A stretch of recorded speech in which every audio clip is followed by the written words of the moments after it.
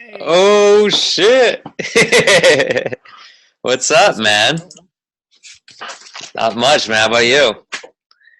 Good, man. Can you hear me? I can hear you. Can you hear me? I can. Is it better with this? Can you hear me? Can you hear me with this? Oh, wait. Let me know if it's better with this. Oh shit, that's bro. It's like those satisfying Instagram, YouTube videos. Like these bitches have like 18 million followers, and they're just like eating honeycombs, just like From their butt cheeks, it's like, you're like, oh, that's so satisfying. it's crazy, man. You is like that you a like this ghetto setup? is that a Keystone Light behind you? Keystone Light. Yeah, Oh, that thing. the can. No, you got a can behind you, behind Oh, your that is a good old Diet Pepsi, my friend. head. Keystone Light. I thought you meant Light, not Lite. So that's why I'm like, I didn't know like there's a Keystone Light, whatever. Like, They're not even good. It's not even a good beer. so you might think different of me after this now. So I am not a beer guy by any means, and I've Right. tried so hard. Like Mhm. I've tried so hard, everything you could think of. And here's the part that gets everybody. I think they all taste the exact same. I'm really actually really happy you said that, dude, because because I guess it's like confession time. But I also am not a beer guy. But you've actually put more effort in it than me. I have just said I tried one thing and I said, "Fuck this."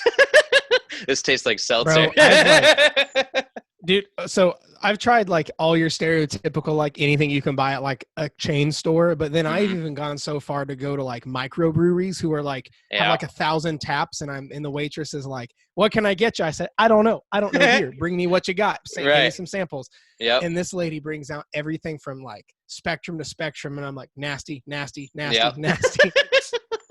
Taste the same. Taste the same.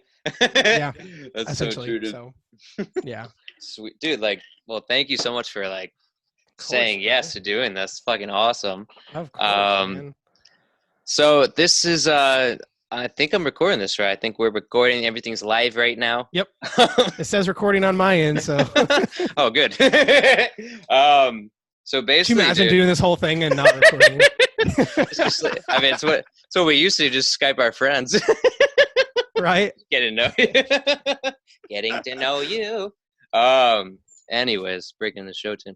But dude, so like this podcast is it's called the These Little Moments podcast. Okay. And Okay. on this podcast, we talk Hey. about kind of everything. So like for me and for like obviously my audience, I want to do this podcast with you because I think you're probably like one of the most genuine dudes on the internet. Well, thank you for that. Yep, who doesn't drink beer like me. But basically, kind of what I just wanted to start was like, if you can give like the most elaborate introduction to yourself and kind of like walk us down Jared Lane. Okay. Like a gravel alley with a dead end. Oh, this is a nice road. So if you want to like just guide us down there, and then we'll just see where it goes from there. I honestly didn't write anything down, but I feel like this is gonna flow very well. Dude, so like my podcast, shameless plug, the Hamilton Trained podcast, but Subscribe to it. Dude, I never have notes. I hate notes. Like the extent of my notes is like a 5-point bullet list to keep me like my tangents on straight. Like I hate notes. Like I don't get like, I'll see people like, mad respect, maybe it's just a personality thing, but I'll see people that'll have like an entire page and I'm like, that would fuck me up so bad. I'm just like, point 1, calorie deficit. Okay, let's talk about calorie deficit, bitches. Like, let's get her done there. Right. But yeah, no, I appreciate you having me on, man. I love this. Dude, we're gonna have to get together sometime. I can Absolutely, tell. You absolutely. Like, I'll come carry you while your knee's recovering. Bro, I can hobble and gimp like a mofo. So like you'd be shocked at how fast I am on them crutches. It's almost scary. Oh, yeah. But anyway, yeah, for those that are listening, I just had knee surgery, so I'm like hobbling around like a good old hobble. But fantastic. But yeah, I guess diving down a walk down Jared Lane. That's right. Let's go there, baby. Take us there. A walk to remember. Well, I mean, shoot, I don't know where to start, bro. Like, I mean, like, fuck, I don't know. Like you mean start from like out the womb, the first thing I see, or like, yeah, start from the fetus. The fetus. Go from there. Well, we'll build from there. It was a very warm day. Then it got really cold. No. So shit. This is the last episode of These Little Mo's. That's great. No. I mean, my story's pretty straightforward, but pretty kind of weird. Like I started off, Mike. So I'm 28 right now. I've been doing the fitness coaching thing for about a decade. Started as kind of an accident in college, but actually I started as an accident as a whole. Then I started doing this as an accident. So, hey. I like where this is going. I love it. Actually, what's funny is I still side note, I still mess with my mom and I'll like bring that up and I'm like, because I don't care. Like I was a fucking whoopsie doo. Like, and I'll still like mess with her and I'm like, yeah, it's all right. I was just an accident. Right. And she's like, no, you had a purpose. And I'm like, I get that, Mom, but you and Dad didn't mean for me to come around. But guess what? I'm here. So. I'm here, Mom. Don't worry. My right. purpose is here. but no, so I've been doing doing most of my stuff. Most people know me for my fitness stuff, for my fat loss stuff. So been doing that for about a decade. Started off as just, to be honest, like I didn't have any idea this is what I was going to do. So like, what happened was because I was like an awkward homeschooled kid, like, and a lot of people go, oh my gosh, it makes so much sense. So, but yeah, I was that awkward homeschool kid. So, actually, to be honest, I've been trying to talk about this a lot more, but I'm actually like when it would come to traditional education, I was severely undereducated. Like I missed out on a lot. So like normal learning stuff has always been really difficult for me. So, like going to college, I like struggled, like hardcore struggle bus. And so what would happen was, I then, did the homeschool thing and had no idea what I wanted to do. But when I was really young, I got involved in martial arts. So I'm like, oh, wow, this is pretty dope. Because I didn't play sports at all. People like seeing me, they're like, they thought I played football or wrestling or stuff like that. But didn't do any of that. So I just got into martial arts when I was like, I don't know, 15. And that, because I was that awkward homeschool kid, I didn't have anything else to do. So I like lived at that school. And it ended up being my first job. And they hired me on as an assistant instructor. And that was my first dose at teaching and coaching. And I fell in love with it. Like I was doing one-on-ones and classes and 6-year-olds and 60-year-olds and the whole 9 yards. And that's kind of where my journey began. And then I went to college, had no fucking idea what I wanted to do. So that's when I'm like, well, this kinesiology stuff sounds kind of tolerable. Like, where, I guess I could be a physical therapist. Like, that's fine. Then I found out physical therapists need PhDs. And I'm like, not going to happen. Like, nope, don't feel like doing that. And, but thankfully along the journey of there, I had basically a personal trainer class. NASM put on it was like a college, I got college creds for it. So it was like a intro to personal training. And I'm like, oh, Jared Likey, like this is dope. And then, I just fell in love with hands-on personal training. And like my final in that class was like, or after I finished that class, I could get my cert. So I'm like, dope. I can now easy job during college classes. So I could like make okay money while I'm like between classes and scheduling shit. And then let alone did I find my purpose. And then all of a sudden I started, training at like a bunch of different gyms. And then then when I started that, then I started doing my independent stuff and it went really well. I was doing like 200 sessions a month and like it started just like going really well. And like, this was clicking and I'm like, this is really awesome. And then my schedule started to get full and I'm like, all right, I'm limited on the amount of people I can help. And that's where I started posting online and I'm like, I started to get some traction on like Instagram and all this stuff. And then that kind of leads us where we are today. And now I do primarily online coaching. And that's kind of where stuff. Holy shit. That is and then, journey, dude. So fun fact though, that same martial arts school that I started at, found my career, found out my love for coaching, also met my wife. I kicked her in the face and it's been over ever since. Yeah. And then fast forward 10 years, I'm actually back at that martial arts school training jujitsu as a hobby. So like, wow. There you go. No way, These dude. little moments. These. Welcome to These Little Moments podcast with Jared Hamilton. So your love for your wife started with your foot. Yeah. It's a love-hate relationship with those feet. Right. Well, get those feet away from me. Right. So what happened was when I started training there, I like all of a sudden I thought this like blonde in the front row was really cute. So I'm like, oh, I got to talk to her. And but she was like a black belt. She was already like in it 3 years, and I'm like, okay, I guess I got to become a black belt now because I got to talk to her. So like I'm busting my ass in like this class trying to get into the same fucking row as her. And then we start talking and hanging out and all this stuff. And then the day came where we were sparring partners. I'm like, oh shit, I gotta do some dope shit and press her. So I did one of those really cool jump spinny kicks, and man, it hit her right on the button, and I put it right on her mouth. And I'm like, oh fuck. And it's been over ever since. What I mean, she obviously was impressed with that fucking round. Right. She's like, yeah, you knocked me the fuck out, but that was one of the best kicks I've ever received.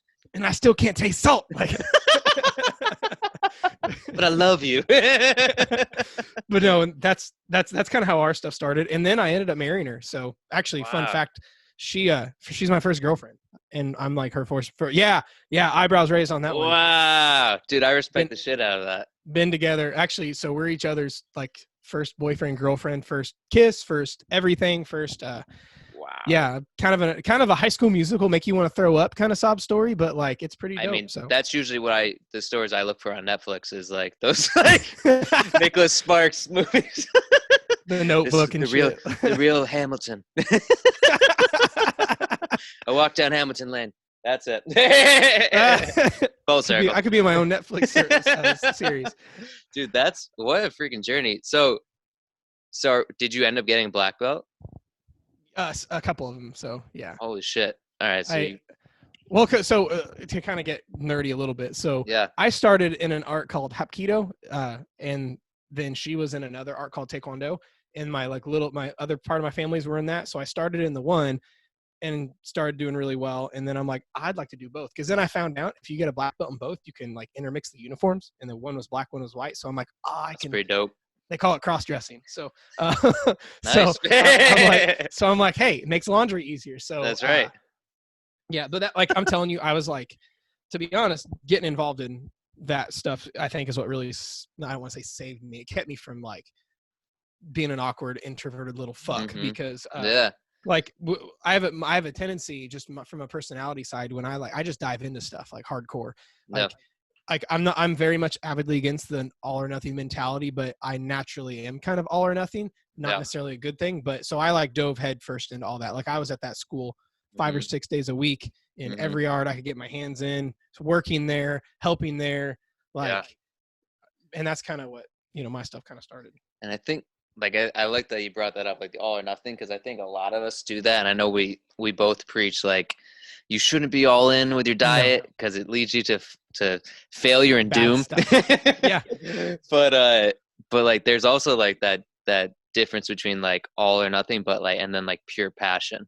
Sure. Which I think you definitely found with jiu-jitsu and all that. When did you start to transition to like more like traditional weight training and all that you teach a lot now? I actually started doing that when I started. So I started like going to the gym and getting involved in martial arts at the exact same time. Because I was an awkward kid and had nothing to do. So I'm like, hey, I'm going to join a gym and like do martial arts because that's not fucking cool. But actually, here's what's funny though. I never would have thought my journey would have ended me up here in the stage where I'm at because like, I was like, when you want to talk about gym intimidation and like scared what everyone's thinking, like it was hardcore. It was so bad. I was so scared to go to a gym. I actually bought P90X like when it originally came out. And so I got some okay results and I'm all on the Tony Horton train. Yep. But and then I'm like, okay, I finished it, but I feel like I should start at a gym, but I still had no idea what to do. And unfortunately, there wasn't magical gentlemen like yourself on Instagram whenever I was doing that where I could get some help. So what I did was I'm like, I'm just going to take my P90X booklet with all the workouts in it to the gym and start substituting. So they did like 18 million variations of push-ups. So I'm like, okay, elevated push-up is like an incline bench. A wide push-up is like a dumbbell press and tricep extension's like a tricep extension. So, but I was so embarrassed, I covered it in duct tape. The book. Your book. I was so embarrassed of this P90X book and what everyone would think. And they're like, this little weird fat kid is just walking around with his weird book. So I would like keep it covered in duct tape and I would hide it from people. Which doesn't look any less weird. I thought it looked duct better. Tape. Yeah. I'm like, I'll just cover it with duct tape. And that's, yeah, right. It sounds like such an Indiana thing. Everyone already thinks I'm a piece of shit hit. So. Actually, here's a question for you. Do I sound like a cowboy? Everyone thinks I sound like a cowboy. I don't, like our good friend Mr. Syatt thinks I sound like straight out of Texas. Like belt buckle the size of your head in a hat. See, I wouldn't say cowboy because I feel like cowboy is a lot like, I don't know, like gruffier. Like, oh, take you back down. Oh, wrangle. Like there's like some gruff to it. You got like that nice like Midwestern like, oh yeah, come on down and we'll cook you up some venison. It's like, oh, cool. What's that duct tape book over there? Oh my gosh. It's just like that nice conversation. But like, no, unless you want to be a cowboy, of course I'll call you cowboy. No. Cowboy. No. We're here with Cowboy Hamilton on the true, whatever the hell my podcast is called. Oh, this is great. That's awesome. Yeah, this is going very well. I love it. So let's talk about, so you were homeschooled, which is buddy, fucking crazy. Because, dude, you have great social skills, by the way. It's very genuine. I appreciate that. I honestly think that's one of the things that getting involved doing what I did at that martial arts school saved me so much, because I had to learn really quickly how to talk to 6-year-olds, then immediately talk to 60-year-olds, then immediately how to talk to that 6-year-old's mom. And that kind of thing. But I don't know. As a whole, I've always been like super extroverted, I guess. But my dad was pretty entrepreneurial, and so I think that helps a lot. But like, it was weird. My family dynamic growing up was very different, because like there's a lot of it was just like do whatever. Like there wasn't a lot of like, oh, you can't do that, go do it, give it a shot. Like I had a bunch of weird hobbies when I was a kid. Like I wanted to ride a unicycle, and my parents were like, dope, go do it. And so again, add to my weirdness, I can ride a unicycle. Can you? I haven't rode one in a hot second, but here's the funny thing. It's like a bike. You never forget. You can always ride a bike. It's like just one wheel. Like a third. Well, what's funny is my mom was moving. She moved the other day, and I went and helped her, and I found my unicycle at her house. Wow. So I got on it and took off, and I'm like, oh, I still got it. Not with your jacked up knee. No, this was before that. Oh my God, dude. So when your knee heals, that's got to be one of the first videos you post. Dude, nobody would expect that. I don't know. Some people would find out and they're like, that makes so much sense.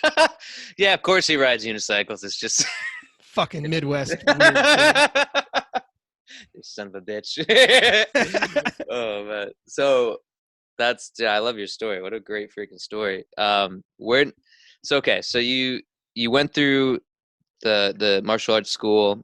You kicked your future wife in the face. Truth. You did your P90X. You brought your duct tape book to the gym. Basically, hey, we're just summarizing here. and basically would you say you basically taught yourself the ins and outs of the gym, right? Yeah. And then going to school, studying kinesiology definitely helped your knowledge. What was like that transition to the internet like? And go from there. I started just social media started becoming really cool and shiny. So I'm I wish I didn't. I actually, when I started to get some traction on like Instagram and online, I went back and deleted all my old posts, and I'm like, I wish I never did that. Mm-hmm. Like my first Instagram post was my foot, and I said I dedicate my first Instagram post to my foot. So like it's like I was such a weird fucking bastard, man. But that foot. Dude, I think this is the theme of the podcast. That foot, that was also the foot that kicked his way. Oh fuck! Oh, I wish you saved that too. Actually, that's the leg that my knee's fucked up on. This is karma 10 years later. this is Lion King. This is Circle of Life. Like this is like these little moments. Welcome to These Little Moments podcast with Ryan Cassim featuring Jared Hamilton. But dude, okay, so yeah, so you started deleting old posts, all that. Yeah, it was anything that wasn't related to fitness. But which was dumb because I still like. Because I one thing I didn't do is my old YouTube, so I still have all my old cringy worthy YouTube videos. So I'm keeping those on there. But no, I started just getting into to Instagram specifically, and I just started posting like the stuff I was fascinated with. I'm like, oh, this is the right way to deadlift, the wrong way to deadlift, check mark X, and like very basic stuff. And I and I started doing really well. And then I started following some really cool guys. That's when I like Jordan and I became friends, and I started doing some stuff with him. And that's when I started like really, then I reached like what I would call the peak of my in-person training, where I was like, I was at the gym sun up to sundown, like 4:30 to 9 p.m. and just sessions out the ass and all this stuff. And that's when I started transitioning online. And that's kind of when that happened, when I started like taking content like crazy serious and whatnot, not just posting pictures of my foot for the sake of posting. This is glorious. Authenticity at its best, right, buddy? Absolutely. Dude, I'm all about that. I'm all about like you put it all out on the table and see what sticks. Oh, absolutely, dude. But like it feels so much better when you do. Oh, sure. Right? Like if you go to my old Instagram posts, it's me trying to be like a Gymshark athlete, like me trying to be like booty pics, me booty pics, ab pics, like trying so hard. Damn. Yeah, dude. Those are still up there. Screenshot worthy. Yep. Oh, please. I think there's a picture my mom took of me laying on the fireplace, my shirt off. So there's that too. That's I just scared the shit out of me. I can just picture you like misty eyes, like freshly licked lips, like, and your mom like flannel pajamas. Yeah. All right. And your mom like, honey, squeeze tighter. Yeah. Do you sure you want me to take this picture? Mom, come on. Mom, it's for the gram. Meatloaf, please. But dude, I think I originally started following you during your 1 donut a day. Oh, really? For fat loss? Yeah. Yeah, buddy. Yeah. Daily donut, because I also love donuts. I know you have a pure infatuation for donuts as well. I call it a passion, but whatever. It's a love. It's true love on the Real Jared Hamilton Netflix special. Walk down Jared Lane. I'll walk down Jared Lane. So how did that all come about? And then what was kind of like your reasoning for it? And that's a good question. So to kind of recap, so the Daily Donut was basically my own fat loss challenge, where I basically, not like those stupid ones where you just do like 12 weeks of deprivation. Like I did it for like 6 or 7 months. So it was like a nice, long, boring, like whatever, just because for 2 reasons. Number one, I got tired of people saying you can't enjoy your favorite foods and lose weight, because that fucking drives me up the wall. And then it's 2020 and people still that carbs store fat. That's like, It's 2020. You think the earth is flat. Like, come on now. What rock have you been hiding under? Right. Well, homeschool, so did you get homeschooled? I wanted to, right. My homeschool's better. At least my homeschool knew the earth was round. All right, please go on. I hope my mom doesn't listen to this. But Mrs. Hamilton. No, that's awesome. But no, so there's 2 things with it. I wanted, number one, to provide a lot of value and to show that you can enjoy your favorite foods without needing to binge, in moderation, the whole thing, the whole 9 yards, where you can literally eat whatever you want and lose weight, including like donuts, but even to the extent of every single day. But then also, it was an ethical thing. I let myself get way out of shape. I was a fat coach. And I'm like, I am not being a good example. I'm not setting a good standard for my followers and for my clients. And I need to own up to this and get my actions in check. I wasn't walking the walk. So I basically made a giant ass video and said, hey guys, I got fat and I was been making excuses for the sake of being busy and it's not acceptable. So here's what I'm doing. And I'm going to document it. And I'm going to do the exact same strategies and tactics I teach you with this, but I'm going to document it. So I'm going to have a donut every single day for the next 6 months. I'm going to lose weight. And I lost like 30 pounds. So holy shit. I went from like a high of 215 to 185. Wow. So, and I'm pretty ecstatic to get really back in the swing of things once the knee is healed. Cause like even right now I'm still working with my coach, making sure I don't get fat. So, because my activity is way low, even though crutches are a bitch to use. I'm still like trying to even right now, I'm like, I'll still go to the gym and get like upper body pin machines in cause I'm on crutches. And just trying not to eat like a complete piece of shit. So, but which to be honest is harder than it ever right now, just because I'm on my ass a lot at home right now. Like literally I've been in bed doing programs all day because just having my leg iced and stuff. But no, that's getting off tangent, but that's no, that's kind of what the deal with the Daily Donut was. It was an ethical thing, but also wanting to teach and provide a lot of black and white evidence. So when people are like, Jared, and I'm like, oh, actually, here you go. And to be honest, I'm so glad I did it, because I got a lot of good feedback. People like, oh my gosh, Jared, I had no idea. This took away my food anxiety. This makes me not want to binge. This makes me want to find my donut. So it helped a lot of people, and I was really stoked about that. Yeah, dude, and everything you just said I love, because you walk the walk, which is one, you have to have that gut check time where you're like, holy shit, like fucking terrible. Yeah, you have to have that wake up call. You're like, all right, like you literally audited it yourself, and you're like, this is reality, and this is what I have to do. And like you said, like you documented everything along the way, helped a shit ton of people out. Did you also receive a lot of, I guess you say, negative things from it? Yeah, I mean, as a whole, anytime you do anything that's like sucks and kind of worthwhile, you're gonna have a few trolls.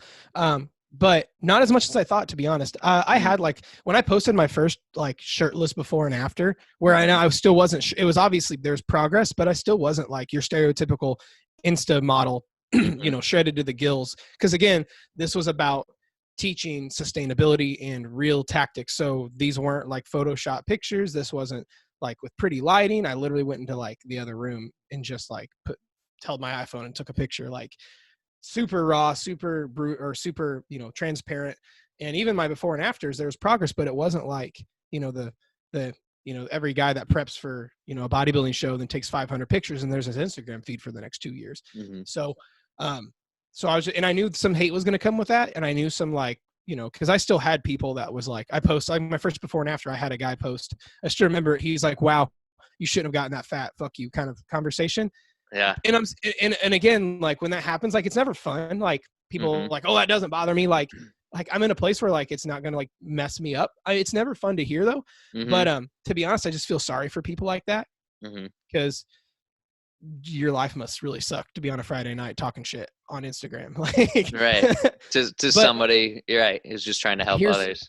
Here's what's cool though. I had one of the guys who was just a troller actually flip a 180 on me. He actually talked some mad shit and was being a real troller, but then like within 3 months he sent me an apology, and now he's changing his own life and sending me his before and afters, and I'm like, wow, fuck bro. Yeah, like I was shocked on that one, which is cool to see that happen. Someone go from like drinking too much Haterade to like flipping the script and going the other way, drinking some Gatorade. Dude, that's fucking crazy. And that's what that's what I say, that's why I really gravitated towards you, because it is like this, you bring your authenticity to it, but you're also real and brutal as fuck, where it's like, yeah, this is where I was and this is where I am currently, but this is what's realistic. Yeah. Right. And I think that's what, and a lot of people, when they think of like some sort of coach online, they think you should be shredded to the gills. Right. But I think that's why a lot of people gravitated towards you, because you were just brutal and honest as fuck, and you're like, this is reality. Yeah. So fuck yeah, dude. Did you ever get sick of donuts? No, fuck no. Still have them, bro. You're sticking to that story, yeah? Well, like, so obviously I don't have them every single day just because I don't have the desire to right now. Yep. But no, I never got sick of them. Ever. Wow. And I love donuts. Like, favorite donut? Cream filled Long John. I know. That's the technical name for it. Fuck you. We're talking about donuts here on the whatever the hell my podcast is called. These little moments with creamy filled long johns. I've never had a creamy filled long john. Some people call them eclair donuts. They're like a bar, but dude, everybody calls them eclair. Maybe it's a Midwest thing because like they are labeled like. I've seen them in donut shops labeled cream-filled Long John. You know what, buddy? I don't even know. This is we're live because that just. Oh my god! All right, let me just. I gotta get. Right. Next time you come, if you're anywhere close to Indiana, we are going to a donut shop, and I'm going to prove to you. They are called cream filled long johns. I will have your best creamy filled long john, please, sir. He goes, yeah, I guess some people call them eclairs.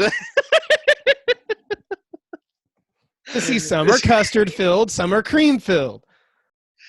Two different things, buddy. Okay, I need to not cry anymore from that. Okay, all right. gather myself here. So. What's I'm so glad we're doing this with the video. This would be a lot worse without. I'm just glad. It's anybody who's listening to the audio is literally just like there might be some silence at some point because me like crying, but that 5-minute tangent was me laughing hysterically at you loving a good creamy filled long john, which who doesn't? This is true. Isn't it great we don't work for anybody? I know. This is Welcome to These Limos podcast. So going along with that, I guess what's kind of like your approach to you like you preach is sustainability, all that. What's kind of like your approach to that, and how do you go about it and teaching others about it? I mean, shoot, my goal is to make this like just boring as fuck, to be honest. Like that's in this fat loss and getting in the best shape of your life and getting really strong and healthy and all this stuff. I don't think it should be that big of a deal. Like of course, like if nothing changes, right? But like, it doesn't have to be the hell on earth people make it out to be. Like most people work way too hard. Like especially like in the food world, like most people like can keep like training right. It's go in there, fuck around with some weights for an hour and you're good. Like, obviously there's more to it than that, like, you know, like with the way design programming and all that stuff. But like most people don't struggle with that. They just go, you know, they do their thing. But most people work way too hard with their food. Like, to be honest, if you said, Jared, you got to eat 1,200 calorie keto diet while being paleo in a fasting window while doing CrossFit, I'm like, I don't have that much willpower. Like, not today. Yeah. Like, tell me that you got birthday cake in front of me and I got to eat cauliflower, go lay down. Like, that's not that's not how we roll. You're sick. Go lay down. Hey, is there, I'm looking for the recipe for cauliflower Reese cups, asking for a friend. Like, are you,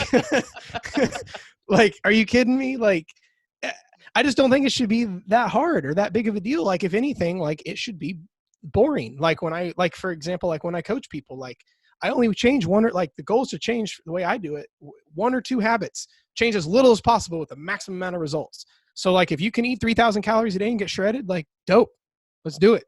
You know, it just depends. Like, you know, like if someone has food relationships issues, I think we should fix those. Like, It's not abnormal for me to put a donut every single, like I have a girl right now. I tell her every single day, part of her nutrition plan is to go to the gas station and get like her favorite candy bar every single day. Every day. Yeah. Every single day. And guess what? She's less anxious around food now. And she's like, oh, I get it. Like, yeah, you know, so I guess from a philosophy standpoint, I try to teach people to eat as much as possible for fat loss, to try to change as little as possible for fat loss. 9 times out of 10, take a minimalist approach with it versus a maximal approach where you're in the gym every single day. And just that same kind of thing where like, if you can't keep up for the next 10 years and like, you got to change your approach, you know? I love that. And that's where sustainability comes in. That is dope. That is, I love that approach. I think that gets lost often in terms of even in health in general, because there's so much to it where there's so much out there, so much information out there. There's a lot of bullshit out there. where you put on the Good Morning America, and there's this guy talking about how insulin makes you fat and how any carb will call you store fat, right? And it's one, it's incredibly make stupid. you fat. Don't eat fruit. Don't eat it. The fructose, damn it. Banana has the most sugar. You want to get fat from bananas? But it's so true. It's like there's all in a world full of bullshit. There's it's very easy to get wrapped up in it and not understand what is the truth and what is fabricated, and they make it complicated more than it is. Yeah. No, I totally agree. I mean, that's the thing, man, because it's hard to sell it. Sell calorie deficit. Go. Like you can't, you can't. But if you if you're unethically selling a bunch of like fucking keto pills that are gonna like somehow magically like, if I could sell keto apples, like, yeah, it's keto carbs. Like what? Like it's just, I'm not against like making money or selling coach. Like, you and I sell coaching. I mean, we're both very open about that, but I just hate how people are just willing to do anything like throw keto on a protein powder to sell it more, or or make all these outrageous claims that makes this game impossible. Because like, it's just ridiculous, man. It is. I hate it. It's and I think that's why it's good that there's people like you who literally post every day to educate others that there's more truth to it, and that it's easier than you think, and there's less that you need to restrict, if at all. So that's amazing, man. So a good theme that we have I have at These Little Moans podcast is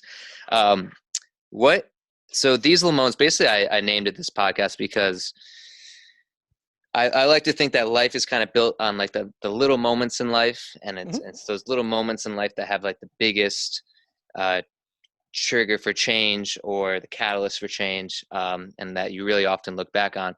What's kind of, I guess, what would you say, I guess, your top 3 little moments that you've had that have kind of, articulated to where you are now? That's a really deep question.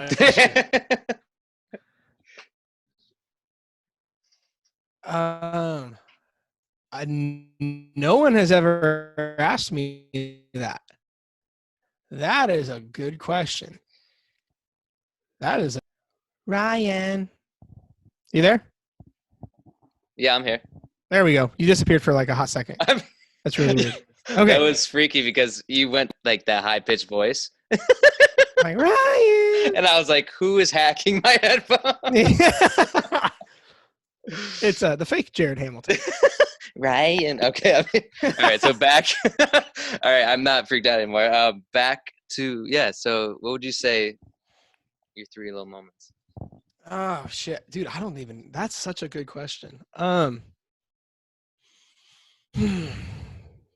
That is a really good question. I mean, that's a hard question because there's a lot of these little moments, because I really believe, I had a mentor of mine say this, and it instantly changed my life on how I viewed things. I believe life is a project. Like a lot of people attribute like happiness as like a place, or success as a place, or health as a place, but it's all like a project that you have to always be working on. And I think that's one of the things that kind of attribute to these little moments. Whereas, with life as a project, it's not like a place you get to. You get the house, the wife, the cars, the dogs, the picket fence. It's not a place. It's a project, So it's why you brush your teeth every day, right? It's because like oral hygiene's a project. It's not you get to a place with 0 cavities and you're good and never have to brush your teeth ever again. But I don't know. I would say mine would be a couple that we talked about already with getting things started. Like I'd say me getting things started with my wife early on, because we got married. Like I was 22 when we got married. Wow. So yeah, I'm 28 now. I would say that because it would be number one.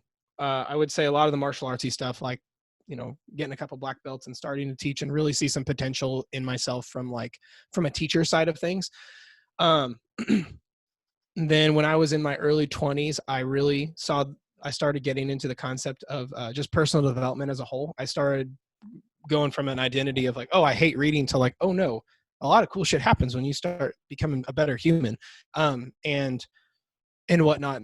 And then when I really started seeing like what I would call like the bigger vision of what drives me every day.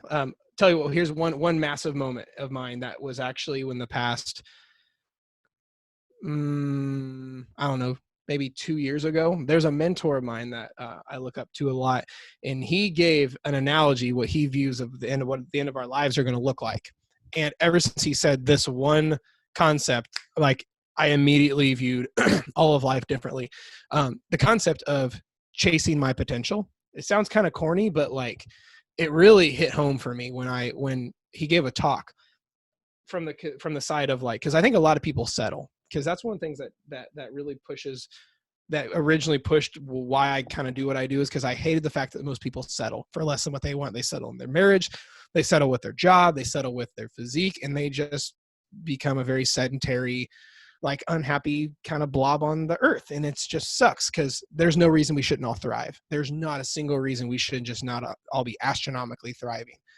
Well, this mentor of mine, he's talking about how when, not sure what everybody believes, but he said when we get all the end of our life, he said he believes that basically he's going to meet God, and God's going to be like, look, dude, here's where you're at, but here's who like you could have been.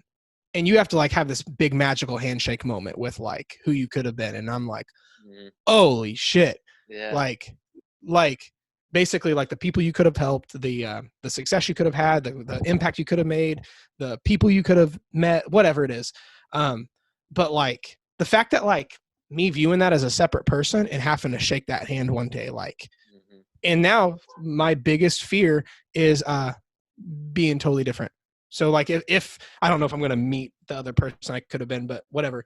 But like hypothetically, if I could, like my biggest fear, like right now, like where I used to fear failure and I used to fear all this other stuff, is now I'm like scared shitless of being like the total opposite, versus like I want to be like an identical twin, where like my biggest fear is like shaking hands with this dude and like, who the fuck are you? Like I could have done what? I could have gone where? I could have helped who? Like I could have been on what stages? Like I could have been, are you fucking kidding? Like what did I waste my life for? And that's like the biggest thing that drives me every day now, is like, yeah, helping people is part of it and making an impact, but like chasing who like I could be, that was one of the biggest like paradigm shifts, little moments, so to speak. Stuff like that, I would say. Yeah, I love that. And that's really deep. So I'm just taking that all in. But and I love that. I love like, that's real talk, man. I love that. And that's where you kind of go back to how you view everything as a project too, right? Because you're constantly trying to do better, be better, and try to chase that person who you could potentially be, right? That's beautiful, man. I love that. That's awesome. And I don't know how we go from talking Creamfield Long Johns to fucking like chasing the ultimate version of you. Welcome to These Little Ones podcast. That's awesome, man. That's great. Which, to be honest, though, like, I mean, that's what one of the things I love about you is like, I'll see you go from extremes like that, where you and I can sit and bust balls about stupid shit, but then we can have a really serious talk about like mental health or going to therapy or, really deep, gross personal growth. And like, I think that's what makes like people so fascinating, especially really good fucking people, Yeah. Like yourself. Thanks, man. And I think, when I think it comes to, that really just comes to like, kind of like we talked about before, is like facing your bullshit. It's incredibly easy to avoid and to, tiptoe around everything you need to be working on, whether it's, career wise, whether it's relationship wise, or whether it's your relationship with yourself. And it's so scary too when you face that yourself. But yeah, that's what you talk about, and that's why I talk about, because it's it's as scary as it is, it's even scarier to never talk about it, right? The thought that you never address anything that you need to, it's even scarier, because like, and that goes back to what your mentor kind of was referring to, is who you could be, right? At the end of the day, when everything's all said and done, if you don't address, you know, your mental health, if you don't address, you know, your physical health, like there's such a big potential that you're missing out on. Massive. Yeah, dude. Wow. We did. We got so deep really quickly. Well, that you know, that's the thing, man. I think a big reason a lot of people don't is once you're aware of a higher standard, now you're liable. You know, like imagine, like, what do people do the first thing to do if they get pulled over by a cop? Oh, I didn't know. Because if we don't know, we're not held liable to our actions. You know, if you know there's a new higher standard of excellence, or there's a higher form of morality, or there's like another level you can get to, like now you almost have a moral obligation. Whereas if you don't follow suit, and if you don't hop on board with it, then now you're held liable. You know, it's like that, like, it's like, I mean, shoot, there's like, you can like go to jail for that kind of thing, right? Like on just a normal law basis, like, oh, if you saw this and didn't report it, like, you can go to jail now. It's like, we view that for our own stuff. When you're trying to level up your own stuff, or you feel like in your gut you're full of shit and you need to call out your own bullshit, or change your actions, or change your ways, or step up in life, and you don't, like, because if you don't recognize it, now you're not liable. You know, like, ignorance is bliss, but that's not how it should be. Yes, nailed it. Yeah, dude. So that's, I don't know how long we've been going for, but dude, thank you for being on this. I want longer. I want that longer, Johnny. I mean, oh my gosh. There's also there's a part of me that should think before he says things. What kind of cream is this? Custard? I thought you were gonna go with glazed or like strawberry. I'm a basic bitch. I know basic bitch. I'm a Long John E motherfucker. Hi, Mrs. Hamilton. Oh man, you still with me? Oh man. Oh yeah, I can hear you. Your screen froze, but okay, so at least you can still hear me. But yeah, dude, holy shit, what a great conversation. So for all the people at home, it's almost like it's like a universal sign that like, huh? Did I lose you? There you are. Am I still here? This say that again. I'm here. There. I think you're good now. I'm good. Okay.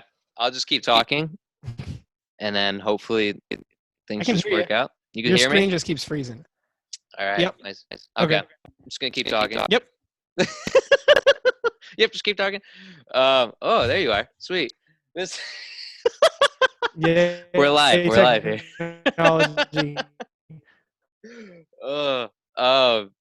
Okay. All right. Now that I don't get it. We've been fine this whole time. I don't know why it's acting up now. That's okay. It's okay. We had. Oh, I sound like a robot. That's interesting.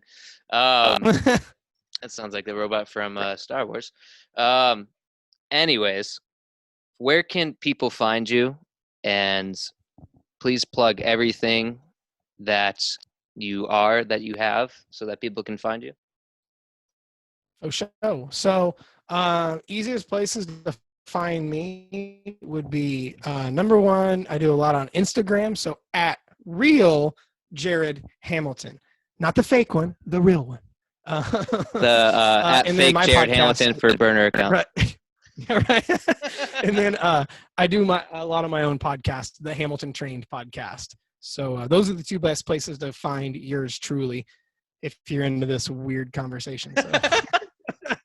I please expect in the next few days for Jared to get a Long John Eclair. Then and please if you come from there, please comment on the Long John. But shit. That's great. But dude, I super appreciate you coming on, like taking the time. Yeah, dude.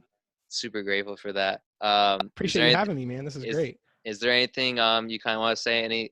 Any last words? I mean, go try Creamfield Long John, I guess. Go Tigers! Lehigh football rules. That's awesome. Do you ever watch Adam Sandler films? It depends if it's a good one. I guess the old.